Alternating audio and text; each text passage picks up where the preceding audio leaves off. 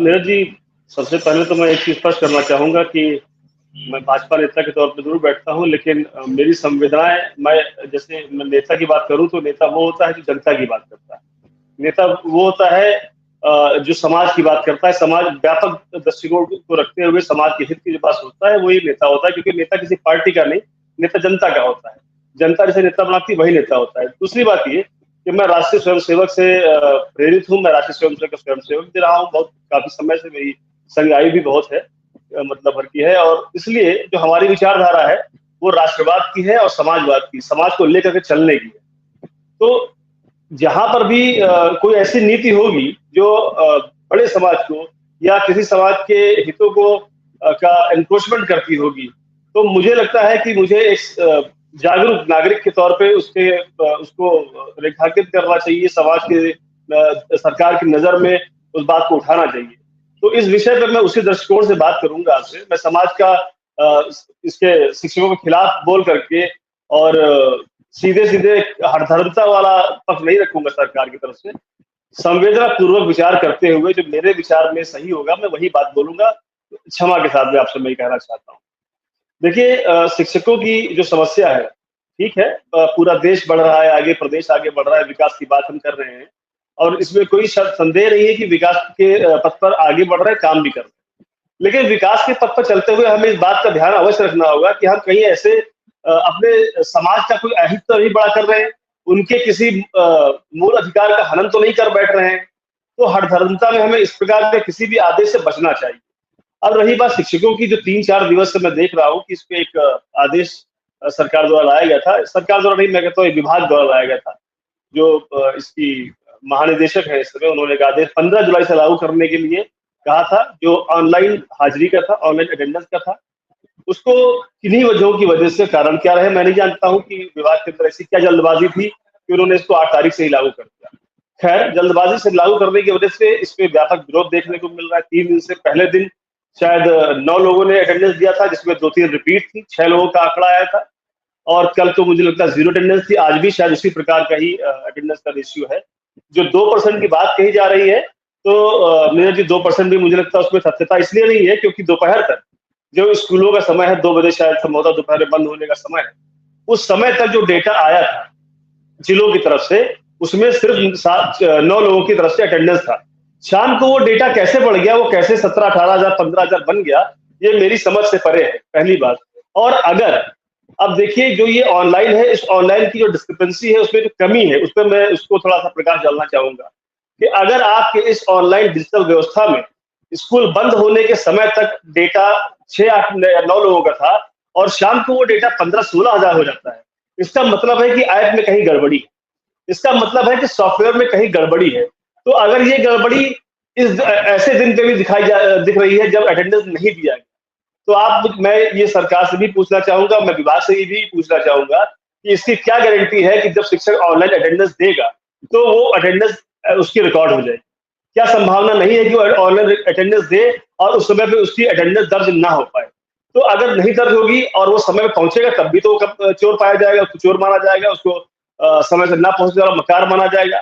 मेरा कहना है कि सरकार को और विभाग को, अध्यापकों को, उनको सम्मान जो देखते हुए, देखिए नीरज जी, मैं आज के परिप्रेक्ष्य में बात करूंगा आपसे कि जो आज हम सरकार का हाथ, जो हमने चुनाव में हाथ देखा, जिस तरीके से नुकसान हुआ पार्टी को, मुझे लगता है, देखिए मैं बहुत मुखर होकर बात बोलता हूँ, पार्टी के बीच में भी बोलता हूँ, नेताओं के बीच में भी बोलता हूँ कि कहीं ना कहीं जो अधिकारी बैठे हुए हैं पूरे तंत्र, उनका बहुत बड़ा रोल है कि वो समाज को भारतीय जनता पार्टी के सरकार के विमुख करना चाहते हैं। वो ऐसे आदेश लाना चाहते हैं जिससे कि सरकार, जनता के अंदर व्यापक रोष व्याप्त हो जाए और वो सरकार की नीतियों से असंतुष्ट हो जाए। अब आप समझिए कि जो भी पॉलिसी लाई जाती है वो हर बार मुख्यमंत्री जी को संज्ञान में लेकर के उनको कॉन्फिडेंस में लेकर के नहीं लाई जाती। विभागीय अधिकारी बहुत सी चीजें पायलट प्रोजेक्ट के तौर पे अपनी तरफ से लॉन्च करते हैं और उस पर उनके रिस्पॉन्सेस को लेते हुए उसके बाद में उस चीज को आगे इम्प्लीमेंट करने की पूरे प्रदेश से बात करते हैं। तो इस तरीके की इस भावना से जो ये काम कर रहे हैं अधिकारियों का दोष है और सरकार इस पे चिंतनशील है। माननीय मुख्यमंत्री जी ने कल बैठक बुलाई थी, आज भी बुलाई है और मुझे लगता है कि शिक्षकों के व्यापक हित को देखते हुए इस प्रकार की जो आर्टिकल 21 का हनन करती है जो योजनाएं, उन योजनाओं को रोल बैक करने का काम किया जाएगा। मेरे इसकी अपेक्षा सरकार से रहेगी। देखिए नीरज भाई, मुझे बहुत दिनों बाद भारतीय जनता पार्टी का कोई प्रवक्ता दिखा जो आत्मा की आवाज से बोला, और मैं इसका धन्यवाद करना चाहता हूं पांडे जी का। मैं एक बात कहना चाहता हूं, ये सब लोग, हम लोग, हमारी जितना भी इंडिया का गठबंधन है, हम लोग सब कहते हैं कि ये सरकार को नेता चला ही नहीं रहे, जबकि सत्यता तो ये है कि इलेक्शन किसके लिए होते हैं? शासन इसलिए होता है कि प्रशासन को चलाए, मगर यहाँ कोई किसी की नहीं मान रहा। आप एक तरफ कहते हैं, अभी प्रवक्ता महोदय कह रहे हैं, ठीक है, ये अपनी आत्मा की आवाज से कह बैठे क्योंकि इमोशनल है, और पांडे जी हैं तो इन्हें लगा कि नहीं, दिल की बात है, और ये शिक्षकों को मानते होंगे, अच्छी बात भी है, क्योंकि शिक्षक ही देश का विकास करता है, बच्चों का विकास करता है। अब मैं एक और बात बता रहा हूं, कोई कहता है ना, अत्याचार करके कहा जाओगे गालिब, ये जमी ये आसमां सब उसी का है। तो इसलिए पांडे जी आपने अच्छी बात बोली, बीजेपी वालों को, आप नेताओं को सुधारो और ये कानून पहले वापस लें, अच्छा काम करें, देखें, स्कूल बनाएं, सड़क बनाएं, सारी चीजें करें, फिर ये करें। पांडे जी, सरकार को मैंने जो कहा कि पता नहीं होने, मैंने ये नहीं कहा कि सरकार को पता नहीं है, लेकिन मैंने कहा कि जो इसके इम्प्लीकेशंस है, एक्चुअली ग्राउंड पे क्या स्थिति है, जो अधिकारी वहां बताते हैं वही सरकार को मालूम चला। अधिकारियों का काम, जैसे मैं बता रहा हूँ, जैसे मैं साफ बात बोल रहा हूँ, अधिकारियों का भी काम साफ बात बोल रहे हैं, सत्य बताएं, सत्य से अवगत कराएं। जब सत्य से अवगत होगी सरकार, तभी योजना बना पाएगी गरीबों के लिए, आपकी बात का जनता के लिए। लेकिन पॉलिसी मेकिंग नेताओं का काम है, लेकिन त्रिपाठी जी, पॉलिसी मेकिंग नेताओं का काम है, लेकिन ये भी तो आप समझते होंगे कि जो पॉलिसियां बनती है उसकी ड्राफ्टिंग भी तो यही अधिकारी करते हैं। नहीं, ड्राफ्टिंग कोई नेता अपने विवेक से तो नहीं बना रहा होता है। पांडे जी, भारतीय जनता पार्टी के कई विधायकों ने और सांसदों ने रिटर्न में लेटर लिख करके दिया है माननीय मुख्यमंत्री जी को कि ये गंभीर मुद्दा है, इस पर संवेदनशील होकर के विचार करना चाहिए। यहाँ भी यही होगा। पार्टी के नेता अपना काम कर रहे हैं, माननीय मुख्यमंत्री जी भी अपना काम कर रहे हैं, जो इसकी कमियां हैं उसको दूर किया जाएगा। एक मिनट विवेक जी, सरकार में कितने नेता किस कैडर के हैं, कितने लोग पढ़े लिखे होते हैं, कितनों का क्या होता है, कितनों का क्या क्वालिफिकेशन होता है, इस पर मैं चर्चा नहीं करना चाहता, क्योंकि ये सभी लोग जानते हैं। जिस तरीके से अधिकारियों को चुनने के एक क्राइटेरिया होता है, मैं बहुत कई बार एक बात कहता हूँ, हर बार ये चीज बोलता हूँ कि मेरा ये मानना है कि पॉलिटिकल रिफॉर्म्स भी होने चाहिए। जिस तरीके से जुडिशियल रिफॉर्म्स होते हैं, जिस पुलिस रिफॉर्म्स होते हैं, एडमिनिस्ट्रेटिव रिफॉर्म्स होते हैं, उसी तरीके से पॉलिटिकल रिफॉर्म भी होना चाहिए। और हमारी पार्टी भी ये मानती है कि पॉलिटिकल रिफॉर्म की तरफ भी देश को ले जाना चाहिए। हम उस क्राइटेरिया के ऊपर भी जाना चाहते हैं कि जहां पे नेताओं का भी स्क्रूटनी हो, नेताओं का भी इंटरव्यू हो, उनका भी टेस्ट लिया जाए। सिर्फ उनको इस बात पे न चुन लिया जाए कि उनके पास जो है 30,000 लोगों की भीड़ है।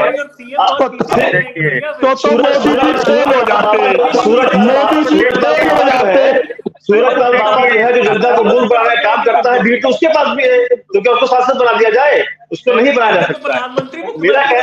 मैं जो बात कह रहा हूँ, सूरज लाल को नेता नहीं बना सकते ना, तो लेकिन वो समय अभी नहीं आ पाया है, वो समय आएगा, बिल्कुल आप देखिएगा। इसीलिए मैं सही बात कह रहा हूँ। और जो प्रधानमंत्री के लिए काम कर रहे हैं, अधिकारी डार्क में रखने का काम क्योंकि अधिकारियों को कमाई का मौका नहीं मिला। उत्तर प्रदेश में पांडे जी एक बात कहना चाहता हूँ, भ्रष्टाचार के खिलाफ है, अधिकारियों को कमाने का मौका नहीं मिला है, इसलिए पांडे जी एक बात कहना चाहता हूँ, कुछ हो ना हो, प्रधानमंत्री जी का रिटर्न टेस्ट हो जाए, बुराई हो, उसकी बदनामी हो, और इंग्लिश का, हिंदी का बिल्कुल होना चाहिए।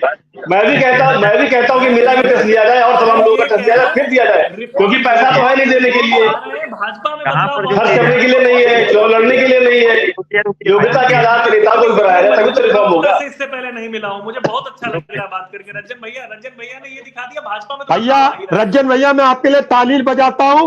आप जैसे प्रवक्ता भारतीय जनता पार्टी में हो, मैं कह रहा हूँ पूरी भारतीय जनता पार्टी का रिफॉर्म हो जाए। ये पार्टी को रिफॉर्म आप जैसा जननायक कर सकता है और कोई नहीं कर सकता। आपको सलाम करता हूँ कि आपने बीजेपी की अंदर की बात सच बताई। ठीक है, किसी भी चुनाव को लड़ने के लिए पैसे की आवश्यकता होती है। पैसा नहीं मेरे पास, तो मैं तो खुल के कहता हूँ पैसा नहीं है। चंदा मिलेगा तो लड़ेंगे, नहीं मिलेगा तो नहीं लड़ेंगे, ऐसे बोलते रहेंगे, अपना काम करते रहेंगे। हम तो स्वयं सेवक हैं, हम तो स्वयं सेवक हैं, समाज के बीच में काम करते हैं। और सच बोलने में मुझे डर नहीं है किसी का, राज जी, सत्य बोलने में मैं किसी से डरता नहीं हूँ, ना सरकार से ना शासन से।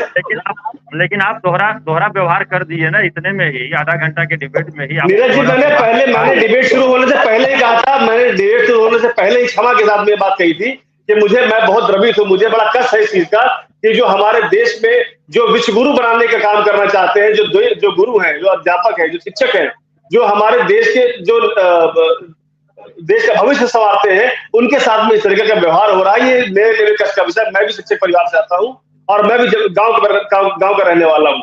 मैं नोएडा में, गाजियाबाद में, दिल्ली में बैठ के, एनसीआर में स्टूडियो में बैठ के बात नहीं करता।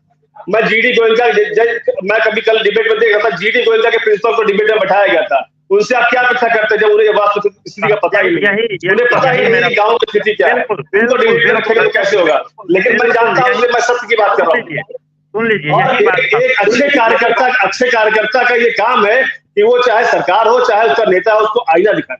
निंदक नियर आंखें आंगन गुड़ी छवाए। आप निंदा करेंगे तो आप अपने, मैं अपना हित नहीं देख रहा हूँ, मैं देख रहा हूँ कि हमारे राष्ट्र का हित, तो हमारे घूसखोरी खत्म आप और मैं ही कर सकते हैं। मैं ये सरकार पे भी नहीं ज्यादा देता हूं, लेकिन सरकार ने जब अफसरों को दे दिया है काम सारा, विधायकों की कोई नहीं सुन रहा है, तो उसमें क्या चल रहा है, ये लोग बढ़ चढ़ के हिस्सा ले रहे हैं, रिश्वत ले रहे हैं। लेखपाल की रिश्वत 100 से 1000, दरोगा जी की 5000 से 25000, ये ऐसे बढ़ गए हैं। और ये लोग कहते हैं, इन लोगों का ये तो बस इन लोगों का कंट्रोल बिल्कुल भी किसी भी प्रशासन के अधिकारियों पे, किसी भी विभाग का और डॉक्टर्स पे, किसी पे नहीं है। जैसे अभी रंजन भाई ने कहा वो गोयनका स्कूल का प्रिंसिपल, इनकी बात सही थी, वो क्या जाने, उसे दर्द क्या पता है। वो तो टाई सूट, और मुझे लगता है टाई पहन के ही आए होंगे, सूट बूट पहन लिया होगा बस उनका, और क्या। और तो मैं नहीं समझता कि वो कुछ कर ले, तो उनको क्या पता होगा। जैसे आज एक और बात बताऊंगा, मैं बहुत खुश हूं। मैं आज कसम से, मैं तो एक घी का दिया पांडे जी के नाम का जलाऊंगा कि कम से कम इस भ्रष्टाचारी पार्टी में, इस बेटी जलाओ पार्टी में इन जैसा देवता है। मैं कहता हूं एजुकेशन मंत्री को इनके पैर धो के पी लेने चाहिए कि ऐसा भी मेरा प्रवक्ता है। और मैं अभी देख भी रहा था आपके में लाइव कमेंट्स डाला किसी ने कि पांडे जी ने बता दिया कि ये जनता के नेता हैं, भारतीय जनता पार्टी के नहीं है। बस मैं आपसे नीरज भाई, मैं आपके चैनल के माध्यम से करता हूं, जो लोग मेरी बात सुन रहे हो वो पांडे जी के लिए खुश रहें, इनकी तरक्की चाहें। और पांडे जी, मैं चाहता हूं कि आप देश के सुधारक हो सकते हो, आप राम मनोहर लोहिया हो सकते हो, लेकिन करना क्या है, आपके जो बिगड़े लोग हैं, जो बिगड़े प्रवक्ता उत्पात मचाते हैं, ठीक अभी 8 से 9 एक प्रवक्ता थे, नाम नहीं, अरे बाय गॉड, टीचरों के लिए नफरत उगल रहे थे, उनको बदलने की जिम्मेदारी आप जैसे पे जाती है। मैं आपको सलाम करता हूं। किया है, बढ़िया किया है। आपने कहा है कि नहीं हम मानस की बात करेंगे, लेकिन बीच में आपको पार्टी प्रेम भी जग गया है। लेकिन आखिरी का जो आप जवाब दीजिएगा वही जवाब दीजिएगा जो कि जनमानस के लिए बेहतर हो। मैं यहाँ पर आपको बेइज्जत करने के लिए सवाल नहीं पूछ रहा हूँ। यह पूरी परिचर्चा ही पार्टी से हट गई है, किसी भी पार्टी की परिचर्चा नहीं रही। समाजवादी के भी बैठे थे, उन्होंने भी पार्टी की चर्चा नहीं की, न ही राज भाई साहब ने चर्चा किया, न ही आपने किया। लेकिन पार्टी प्रेम को हटाकर वास्तविकता से आखिरी 30 सेकंड में आप बोलिए, फिर शो का समापन किया। देखिए नीरज जी, मैं जैसा कि मैंने कहा कि मैं इस बात का बहुत समर्थक हूँ कि शिक्षक को शिक्षक ही समझना चाहिए। अध्यापक को जब तक आप सम्मान नहीं देंगे, देखिए उसको कुछ नहीं मिलता है। अध्यापक के पास कोई घूसखोरी का सिस्टम नहीं है, उसके पास कोई अतिरिक्त आय का जरिया नहीं है। उसके पास जो तनख्वाह उसको मिलती है, जिस दिन वो 1 तारीख या 2 तारीख या 3 तारीख जब भी उनकी तनख्वाह आती है, उसके बाद वो जब बस में बैठ करके स्कूल जाता है अपने, या वैन से जाता है, या अपनी मोटरसाइकिल में तेल डलवा के जाता है, तो वो पैसा उसकी तनख्वाह से आता है, कहीं बाहर से नहीं आता। तो जो भी उसकी सीमित आय है, वो भले देखने में ज्यादा लगती हो, लेकिन वो इतनी नहीं होती है कि वो एक सम्मानजनक जीवन किसी मेट्रो शहर में, किसी महानगर में रहकर जी पाए। अब आप कोई ये कह सकता है कि महानगर में क्यों रहते भाई, गाँव की नौकरी गाँव में रही जाकर के। तो गाँव में रहने का प्रावधान भी था। आज से 20 साल पहले जब शिक्षकों की ज्वाइनिंग की अर्हता इंटर थी, तो क्षेत्र गाँव और कस्बों के लोग नियुक्त किया जाते थे, उसी गाँव में रहते थे, अपना गाँव भी देख रहे, घर भी देख रहे, पढ़ा भी रहे, गुणवत्ता भी अच्छी थी। गुणवत्ता आज खराब नहीं है। जो लोग गुणवत्ता की बात करते हैं, मैं उनको बताना चाहूंगा गुणवत्ता नहीं खराब है, क्योंकि आज संख्या बल ज्यादा हो गया है, छात्रों का जो नामांकन है वो अधिक हो गया है और उसके सापेक्ष टीचरों की भर्ती उतनी नहीं हुई है। तो अगर आप उसको कंपैरिजन करेंगे तो लगेगा कि उसपे कम है। और शिक्षक के साथ में जो बीएलओ ड्यूटी, निर्वाचन ड्यूटी कह रहे हैं वो बात बिल्कुल सत्य है और तथ्य है, मैं कहाँ उससे इनकार कर रहा हूँ। माननीय मुख्यमंत्री जी ने जो आदेश जो दिया था, वो आदेश सिर्फ, आप ये बताइए मुझे कि जो माननीय मुख्यमंत्री जी ने आदेश दिया कि शिक्षकों के बच्चे जो है उसी स्कूल में पढ़ेंगे, तो क्या ये आदेश आयुष पर लागू नहीं होना चाहिए? शिक्षकों के नहीं बोले थे, सरकारी कर्मचारी अब सुन लीजिए, मैं सभी सरकारी कर्मचारी, ये देखिए, अब हाइपोथेटिकल बात नहीं करूंगा मैं, क्या कोई आईएएस का किसी डीएम का बच्चा प्राइवेट स्कूल में पढ़ने जाएगा?